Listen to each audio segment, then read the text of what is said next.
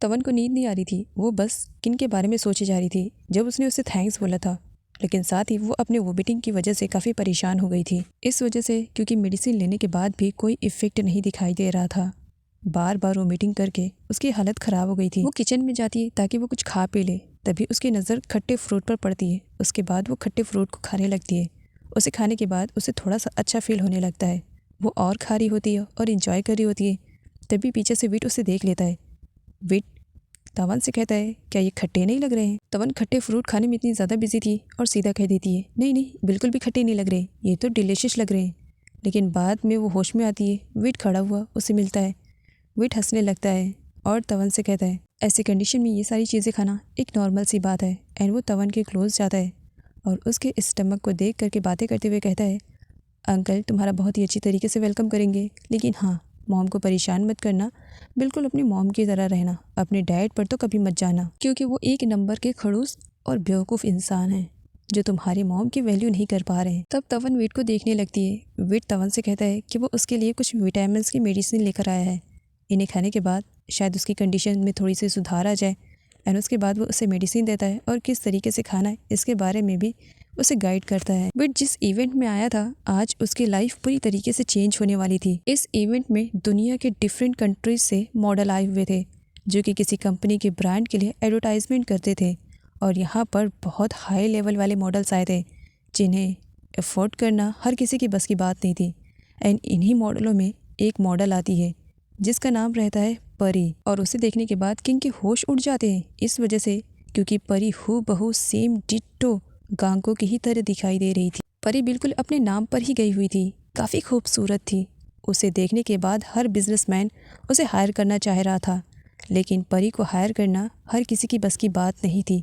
उसे हायर करने वाला कोई और नहीं बल्कि किन रहता है और बहुत पैसों में उसे हायर करता है। इस वजह से क्योंकि वो गांको की तरह दिखाई दे रही थी और उसे लगता है कि उसका बिछड़ा हुआ प्यार उसे वापस मिल गया है, जबकि एक्चुअल में परी ही असली गांको है। और एक नई पहचान के साथ वो एक बार फिर से किंग के पास आई हुई थी, लेकिन किस वजह से ये तो आगे की वीडियो में मालूम पड़ेगा। किंग परी के पास जाता है और उसे गांको कहता है, जिस पर परी कहती है, गांको सुनने में बुरा नहीं लग रहा है, अच्छा ही लग रहा है। किंग कहता है, क्या अगर तुम्हारी परमिशन है तो मैं तुम्हें गांको बुला सकता हूँ? जिस पर परी परमिशन दे देती है। सुनाई में अच्छा लग रहा है, तुम मुझे बुला सकते हो। किंग गांको को पा करके बहुत ज़्यादा खुश था। वो उसे हक भी कर लेता है और रोते हुए उससे कहता है कि वो दोबारा उसे अकेला छोड़ करके ना जाए, क्योंकि शायद उसके बिना अब वो दोबारा जीना भूल जाएगा। और गांको ये सब सुन करके बहुत ही ज़्यादा खुश थी। उसके फेस पे जो स्माइल थी वो किसी रिवेंज से कम नहीं थी। रात काफ़ी हो चुकी थी, लेकिन फिर भी तवन को नींद नहीं आ रही थी। इसी वजह से वो अपने होने वाले बेबी के लिए स्वेटर बना रही थी और अपने होने वाले बेबी से बातें करते हुए कहती है, मम्मा तुम्हारे लिए स्वेटर बना रही है, उस तरीके से जिस तरीके से ग्रैंड मदर बनाया करती हैं अपने होने वाले ग्रैंडसन के लिए। किन काफ़ी रात गए वापस आता है और काफ़ी नशे में भी था। उसे बस गांको ही दिखाई दे रही थी। वो बस गांको के ही बारे में सोचे जा रहा था और उसे याद करते करते रोते रोते सो जाता है।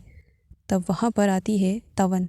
तवन उसे ब्लैंकेट से जब कवर कर रही थी तब वो उसका हाथ पकड़ लेता है और तवन को अपने पास रुकने के लिए कहता है। वो बहुत ही ज़्यादा नशे में था, तो इसी वजह से वो तवन को गांको समझ रहा था और उससे बातें करते हुए कहता है, मैं तुमसे बहुत ज़्यादा प्यार करता हूँ, प्लीज़ मुझे कभी छोड़ करके मत जाना गांको। गांको का नाम सुनते ही बेचारी तवन अपसेट हो जाती है और उसके आँख में आंसू भी आ जाते हैं, लेकिन फिर भी वो उसे ब्लैंकेट से कवर करके वहाँ से चली जाती है। सारे लोग काफ़ी डरे सहमे से थे जब वो न्यूज़पेपर में किन के साथ गांको को देखते हैं, वो भी जिंदा और सही सलामत। उन्हें लग रहा था कि ये गांको नहीं बल्कि गांको का घोस्ट है और इस वजह से कंपनी में काफ़ी उधम मची हुई थी। एम्प्लॉयज़ के साथ साथ किन के घर वालों के भी दिमाग सदमे में चले जाते हैं जब वो गांको और किन को एक साथ देखते हैं। सभी लोग परेशान थे कि जो लड़की मर चुकी है वो जिंदा कैसे वापस आ गई है। तो वहीं पर सर्वेंट का कहना था, कहीं ये गांको का भूत तो नहीं है? अगर भूत नहीं तो ज़रूर उसकी कोई ट्विन सिस्टर रही होगी। नोडा और बाकी घर वाले नहीं चाहते थे कि तवन को इस न्यूज़ के बारे में मालूम पड़े, क्योंकि उस बेचारी का दिल टूट जाएगा। लेकिन फिर भी तवन के हाथ वो न्यूज़पेपर लग जाता है और उसे सच्चाई के बारे में मालूम पड़ जाता है। पीछे से किन भी वहाँ पर आ जाता है और अपने फैमिली वालों को बताता है कि वो नाइट में गांको को डिनर के लिए लेकर आने वाला है और वो अपनी मॉम से कहता है कि वो गांको की सारी फेवरेट डिश को बनाकर रखेंगी ताकि गांको को यहाँ पर आने के बाद अच्छा फील होए। चैट को जब गांको और किन के बारे में मालूम पड़ता है तब उसे बहुत ज़्यादा बुरा लगता है, कि वो पिछले कई सालों से किन के पीछे पड़ी हुई है ताकि वो किन को हासिल करे, लेकिन गांको फिर से उसकी ज़िंदगी में आ गई है। वो किन को खोना नहीं चाह रही थी, इसी वजह से गांको को रास्ते से हटाने का डिसाइड करती है। आफ्टरनून में किन परी से मिलने के लिए चाहता है और अपने बिजनेस के रिलेटेड उससे बात भी करता है। बाद में जब सारी बातें ख़त्म हो जाती है तब वो उससे कहता है कि क्या वो उसके घर पर डिनर के लिए चल सकती है, उसे अच्छा लगेगा। साथ ही वो परी से कहता है कि जब उसकी फैमिली वाले उसे देखेंगे तो वो बहुत ही ज़्यादा खुश हो जाएंगे, प्लीज़ वो मना ना करे। जिस पर परी कहती है हाँ ज़रूर, मैं तुम्हारे साथ चलूँगी, लेकिन अब जब बाहर आ ही चुके हैं तो चलो मेरी तरफ से एक एक कॉफ़ी हो जाए, ब्लैक कॉफ़ी। यहाँ पर वो ब्लैक कॉफ़ी के साथ लेमन और हनी भी लेती है, जो कि पास्ट में गांग को लिया करती थी, जिसे देख करके किन को धीरे धीरे ये सच लगने लगता है कि यही उसकी गांको है। गांको के बारे में जब वीट और करण को मालूम पड़ता है तब उनके होश उड़े हुए थे। करण का कहना था ऐसे हो ही नहीं सकता है, मुझे लग रहा है आप लोगों को ज़रूर कुछ मिसअंडरस्टैंडिंग हुई होगी। भला ऐसा कैसे हो सकता है, जो मर चुका है वो वापस कैसे आ सकता है। लेकिन तभी किन के साथ जब गांको की एंट्री होती है तब तो सबसे बड़ा मुंह खुला रहता है, वो भी करण का। करण खुद को होश में लाता है और अपनी मॉम से कहता है सच में ये तो बिल्कुल गांको के ही तरीके है, ये गांको ही है। लेकिन यहाँ पर गांको खुद को परी कहकर सभी लोगों से इंट्रोड्यूस करवाती है और अनजान बनने का पूरा नाटक कर रही थी कि मानो वो तो यहाँ पर नहीं है और किसी को भी नहीं जानती है। इन सब में अगर किसी ने गांको को नापसंद किया था तो वो थी नूडा। नूडा सर्वेंट से कहती है कि वो जा करके तवन को बुला लाए, जबकि विट मना करता है नहीं, तवन को बुलाने की ज़रूरत नहीं है। तभी किन खड़ा हो जाता है और सर्वेंट से कहता है जाओ तवन को बुला कर लेकर आओ, आखिर मैं भी तो अपने गांको से उसे इंट्रोड्यूस करवाना चाहता हूँ, क्योंकि वो हमारे घर की सिर्फ एक नर्स ही है। इस बात को लेकर के किन और विट में काफ़ी नोकझोंक भी हो जाती है। विट का कहना था तवन यहाँ पर नर्स की हैसियत से ज़रूर रही है, लेकिन वो हमारी फैमिली मेम्बर है, जबकि किन का कहना था कि वो जस्ट एक सर्वेंट है जो नूडा के लिए यहाँ पर आई हुई है। वो सारे लोगों के सामने नहीं बल्कि गांको के सामने तवन की काफ़ी इंसल्ट करता है, जो कि विट से बर्दाश्त नहीं होता है कि इस तरीके से वो सभी लोगों के सामने तवन की इंसल्ट पे इंसल्ट करे। तो वो खड़ा हो जाता है और यहाँ पर किन और विट के बीच में काफ़ी नोकझोंक स्टार्ट हो जाती है और उन दोनों को रोकने का काम डैड करते हैं। डैड उन दोनों को शांत करवाते हैं। तवन वहाँ से चली जाती है, वो अपसेट थी। तभी उसके पास विट आता है। विट अपने बड़े भाई किन के बिहाफ में तवन से सॉरी बोलता है। तवन कहती है तुम्हें सॉरी बोलने की ज़रूरत नहीं है, कहते हैं ना जिसके साथ भी जो कुछ भी होता है अच्छे के लिए होता है, इसमें कहीं ना कहीं मेरे लिए भी अच्छा ही छुपा होगा। विट कहता है मैं समझा नहीं। तवन कहती है गांको आई थिंक तुम समझ सकते हो कि मैं क्या कहने की कोशिश कर रही हूँ।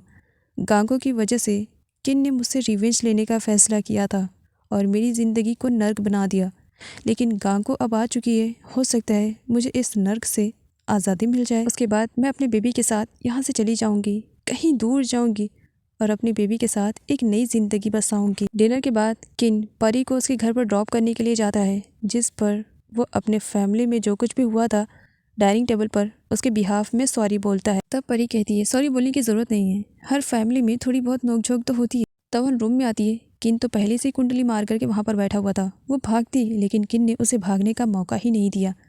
किन यहाँ पर तवन पर ही सारे इल्ज़ाम लगाए जा रहा होता है कि उसकी वजह से आज जो कुछ भी डाइनिंग टेबल पर हुआ उसे बहुत ही ज़्यादा एम्बैरेसिंग फील हुई गांको के सामने। तब यहाँ पर तवन कहती है अगर तुम्हें इतनी ही ज़्यादा एम्बैरेसिंग फील हुई थी तो मुझे वहाँ पर क्या ज़रूरत थी बुलाने के लिए। क्या मुझे अपनी गांको को दिखा करके जेलेसी फील करवाना चाह रहे थे। वैसे मानना पड़ेगा तुम किस टाइप के मैन हो, मतलब तुम अपने प्यार के साथ थे फिर भी सेटिस्फाई नहीं थे, शायद इसी वजह से मुझे जलाने के लिए तुमने वहाँ पर बुलाया। लेकिन बता दो मुझे कोई भी फ़र्क नहीं पड़ता है। जिस पर किन को बहुत ही ज़्यादा बुरा लगता है कि तवन उससे इस तरीके से बात कर रही है। वो तवन से कहता है चलो ठीक है, अब गांको ना सही तुम तो सेटिस्फाई मुझे कर सकती हो, और उसके साथ ज़बरदस्ती करने की कोशिश करने लगता है। तवन अपने हाथ पैर जोड़ती है और उसे दूर होने के लिए कहती है। किन उसे वार्न करता है दोबारा मेरे प्यार के बारे में अगर तुमने उल्टा सीधा कुछ भी कहने की कोशिश की ना तो तुम्हारी ज़िंदगी बद से बदतर बना दूंगा। शायद तुम्हें एहसास हो ही गया होगा कि मैं तुम्हारी ज़िंदगी को कितनी बुरी तरीके से स्पॉइल कर सकता हूँ। नेक्स्ट मॉर्निंग चैट जब किन के कैबिन में आती है तब वहाँ पर फ्लावर्स पहले किसी ने अरेंज कर दिया था, जो कि वो हमेशा करती थी। बाद में मालूम पड़ा कि ये सब कुछ गांको ने किया है। तब उसे बहुत ही ज़्यादा बुरा लगता है और गुस्से में आ करके सारे फ्लावर्स को वो वाज से निकाल करके फेंक देती है। एंड तभी सडनली किन की भी एंट्री हो जाती है। गांको यहाँ पर इनोसेंट सा फेस बना देती है और सारा का सारा इल्ज़ाम चैट पर ही लगा देती है, जिसकी वजह से किन यहाँ पर चैट पर काफ़ी भड़कता है कि उसे इस तरीके से रिएक्ट नहीं करना चाहिए था। फ्लावर्स में क्या कमी थी जो उसने इस तरीके से फ्लावर्स को फेंक दिया है। और साथ ही यहाँ पर वो गांको से सॉरी बोलने के लिए भी कहता है, जिसकी वजह से चैट के आंखों में आंसू थे, लेकिन फिर भी उसे सॉरी बोलना ही पड़ता है। गांको किन की केबिन को इस तरीके से देख रही थी मानो अपने लाइफ में फर्स्ट टाइम देख रही हो। अपनी ही पेंटिंग के ऊपर लगे हुए खून को वो देखने के लिए जाती है, जिस पर किन उसका हाथ पकड़ लेता है। किन की वजह से चैट के आंखों में आंसू थे। पीछे से गांको आती है और उसे अपनी हैंकी देती है। खुद को बहुत इनोसेंट प्रूव कर रही थी चैट के सामने, और उससे यहाँ पर झूठ भी बोल देती है कि किन कह रहा था कि उसने चैट पर चिल्ला करके बहुत गलत किया और वो उसे सॉरी भी बोलना चाह रहा है। तवन प्रेगनेंसी की वजह से बॉक्सिंग छोड़ दिए और अब वो योगा कर रही है। योगा वाली प्लेस पर एंट्री हो जाती है गांको की यहाँ पर मुलाकात ड्यून और पिंक से होती है। जब लोग एक दूसरे से बातें करते हैं तब यहाँ पर ड्यून और पिंक को गांको बिल्कुल भी अच्छी नहीं लगती है। ड्यून योगा करके जब घर वापस आती है तब उसे लगता है कि मानो कोई उसके पीछे वो अटैक कर देती है, और बाद में मालूम पड़ता है कि वो करण है। बेचारे के नाक से ब्लड आ रहा था। यहाँ पर तवन को दिखाया जाता है जो पेस्ट्रीज लाने के लिए जाती है, तब उसे मालूम पड़ता है कि ड्यून अपना पर्स उसी के पास भूल गई है। तवन ड्यून का पर्स वापस देने के लिए उसके घर पर आ रही थी। इधर ड्यून करण की मलहम पट्टी कर रही थी और उस पर भड़की हुई भी थी। इस तरीके से अगर चोरों की तरह आओगे तो चोरों की ही तरीके तो पीटे जाओगे। क्या ज़रूरत थी इस तरीके से छुप के आने के लिए। इस पर करण ड्यून से कहता है इस वजह से क्योंकि वो उसे मिस कर रहा था। ड्यून तो बस कुछ वक्त के लिए करण को ही देखे जा रही थी। करण काफ़ी रोमांटिक मोड में लग रहा था। वो ड्यून को किस करने वाला था। वो किस करता उससे पहले वहाँ पर एंट्री हो जाती है तवन की।